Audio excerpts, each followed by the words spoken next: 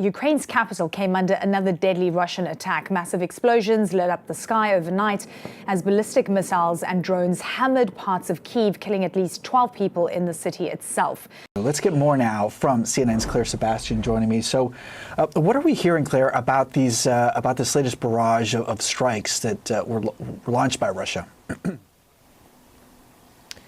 Yeah, Paolo, Zelensky had warned that another big attack was incoming on Sunday night. And here we have it, the second attack on a very large scale, targeting mainly the capital, Kyiv, in about 4 days. Last week on Thursday, we saw the deadliest attack on the capital so far this year. At least 30 people were killed in a massive drone and missile barrage. This one seems to have been slightly smaller in scale. Obviously, they're all terrifying for the Ukrainian people having to live through this. But we're hearing of 68 missiles, 351 drones. The key thing to know there, though, is that while the Ukrainians were able to shoot down 37 missiles, they did not manage to avert any of the ballistic missiles that were fired. And Zelensky saying openly that was because of an insufficient supply of interceptor missiles. So that is going to be a key question going into the NATO summit this week, is will allies be able to step up and provide more of those supplies to Ukraine? And another thing to note, though, is that this isn't just now on the Russian side that we're seeing these overnight attacks. We're seeing an escalating tit for tat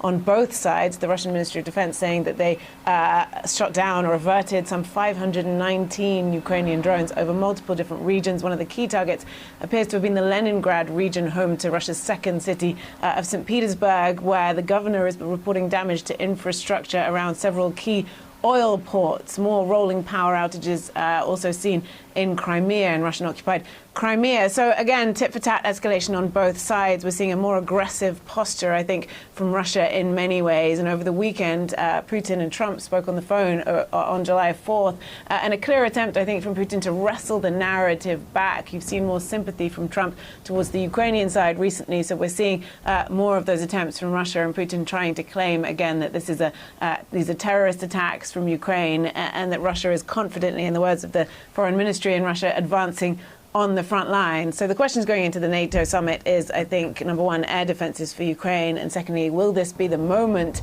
given the successes that we're seeing from Ukraine, will it be the moment that the US decides to further tighten the screws on Russia? President Trump is set to head to Ankara Monday night. He spoke to both the Russian and Ukrainian presidents over the weekend. How might this reverberate through the summit?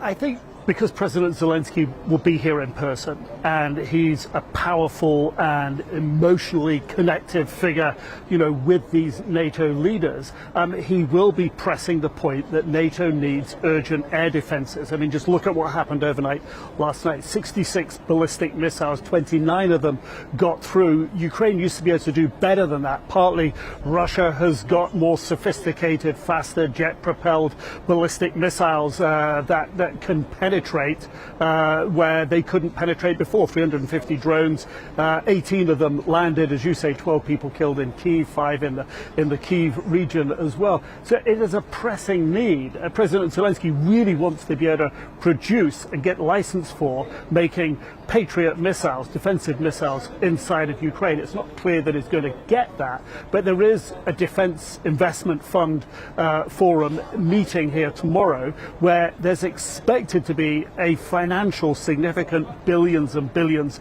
tens of $billions financial commitment to Ukraine to support them this year, next year, in the war against Russia. So that's what President Zelensky will be looking for. President Trump is going to be coming in here looking for something else. He's going to be looking to make sure that his NATO European partners that has been leaning on for a long time to up their defense spending, 5% of GDP is what is required by agreement last year of the Hague Declaration from the Hague Leaders Summit of 5% GDP by 2035. So President Trump's going to be looking to see who's doing that, who isn't doing it, and I think it's going to be very interesting to see how he deals with countries like Spain that aren't stepping up and haven't so far made a commitment to getting to that level of spending over the next 9 years. And I think there's anxiety here. When President Trump walks into a NATO summit these days, there's worry. It was only a few months ago that he wanted to annex Greenland, which is part of Denmark, which is a NATO allies country. And then on top of that, President Trump's been frustrated with the way his NATO allies have not, in his opinion, stepped up sufficiently during Epic Fury, the US-Iran war. He wanted more support. So all of that is in the mix here. President Zelensky will be very focused on what he needs. President Trump, undoubtedly, very clear and determined to get what he wants out of it as well. I think this summit takes on a huge significance, specifically for Zelensky. I mean, obviously, we hear time and time again how much Russia continues to really try to put pressure on the Ukrainians. For President Trump, some of the words that he's used in the sort of recent past has been, we should somehow find an end to this war, we should get Russia to knock it off. Obviously, Zelensky at this point is really looking for America's resolve, not just words here. We know that Trump spoke on the phone to Vladimir Putin and Zelensky, as I mentioned, over the weekend in honor of July 4th. What does Trump need to do at this point to really change things, just in terms of ensuring that there is some kind of momentum when it comes to a peace deal here? Look, I think that, first of all, Russia's attacks, in addition to being deadly and devastating for the people and for Ukraine, are also intended clearly to be very provocative. The timing there, and with President Trump, it's very difficult to know. As we know now, we've been watching him since 2015, 2016. It's very difficult to know how he responds to that provocation. He travels to the NATO summit. He's clearly has a personal fondness for Erdogan, and so that's good for NATO. And he's also in the past had a personal fondness for Putin, but having that provocation on the eve of the NATO summit could lead President Trump to do what he should do, which is to double down on NATO's demonstration of unity. I mean, after all, this is a summit. You could say it's only a summit. So it really is about signaling. It's about NATO signaling unity, coherence, and not division. And that provocation by Vladimir Putin should be an invitation to President Trump to demonstrate the strength, the resilience, and the commitment of the NATO alliance. Whether he will take that invitation is very difficult to anticipate. You can imagine a scenario where he pushes hard on Zelensky and says, you two have to help to end the war. But let's hope that that's not what he does. China is watching, Iran is watching, and this comes at a very difficult time for the United States and Europe, where President Trump feels personally affronted that the Europeans did not step up, immediately to support the U.S. in its war with Iran.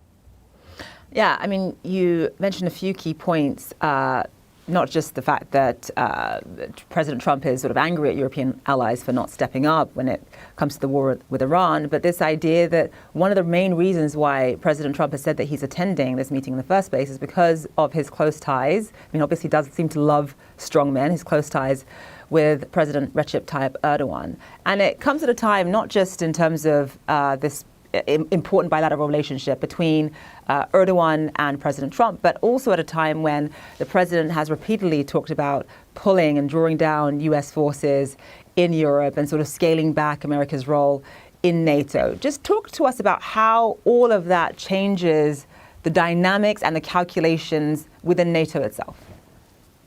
Well, we've seen across Europe, across NATO's European members, a real push to increase their spending, to try to increase, the number one, I think, barrier to Europe being stronger within NATO is that interoperability, that cohesiveness, joint defense procurement, all sorts of internal mechanisms in addition to just the raw spending calculation that will allow Europe, a Europeanized NATO, to really cohere. Now, there are a lot of barriers to that. The UK is certainly one. The fact that it's struggled to ramp up that defense spending. I think this could be a very difficult NATO summit for outgoing Prime Minister Keir Starmer. But, this is important, signaling this to the president while, and here I think is the catch, never signaling too much autonomy or, being perceived to be resistant to the U.S. I think for Europe, there's a real sequencing challenging here. Europe cannot afford for the U.S. to withdraw preemptively or too quickly or frankly at all. It needs those strategic enablers, but in the short term, it just needs the United States to remain committed. And, some people, people are divided on how they see this moment. Some people see this as a forever change. Others see this as a Trump moment, and many people are somewhere in a third slot. I don't want to say in the middle. But in one way or the other, the short-term issue is to really keep the U.S. on board while allowing Europe to move forward and try to cohere more internally. These are incredibly difficult challenges. Many European states have done very, very well, but time is not really on the side of any kind of transatlantic division. It would be, in my view, a grave disaster and should be guarded against. Joining me right now is Democratic Congressman Brad Schneider of Illinois. He sits in the House Foreign Affairs Committee. Thank you for being here, Congressman. This latest round of Russian attacks, we're just looking at the numbers: 68 missiles, 350 drones. Ukraine saying that they did not fend off any of the ballistic missiles launched because of an insufficient supply of interceptor missiles, which really puts the focus on where does this war head now? What does this moment mean for NATO? Well, the conference in Ankara that starts today and will go over the next couple of days is covering three things: defense cooperation and investment by NATO members, the ability to produce the necessary weapons by NATO members, and Ukraine. So 2 out of the 3 key issues of this conference is about what we're seeing in Ukraine right now. The fact that supplies have been diminished, if not in some cases depleted, and Russia continues its illegal attack against a sovereign nation. And we need to stand with Ukraine and make sure that they're able to protect their independence and sovereignty. But it begs the question is, since you have Vladimir Putin and President Trump speaking ahead of this summit, where does President Trump's focus lie right now in terms of offering more assistance to Ukraine? 100%. That question's been asked time and time again, because every time there seems to be a critical issue, President Trump turns to Putin rather than focusing on the needs of Zelensky. And it's incredibly unfortunate. Russia attacked Ukraine. Ukraine is an ally. Ukraine is fighting for its independence. And there's no question that Russia would continue past Ukraine if they were successful. So that's why Europe is standing so strong with Ukraine, and the United States needs to stand strongly with Ukraine. And the question about where President Trump stands is something that's always hovering over every single discussion.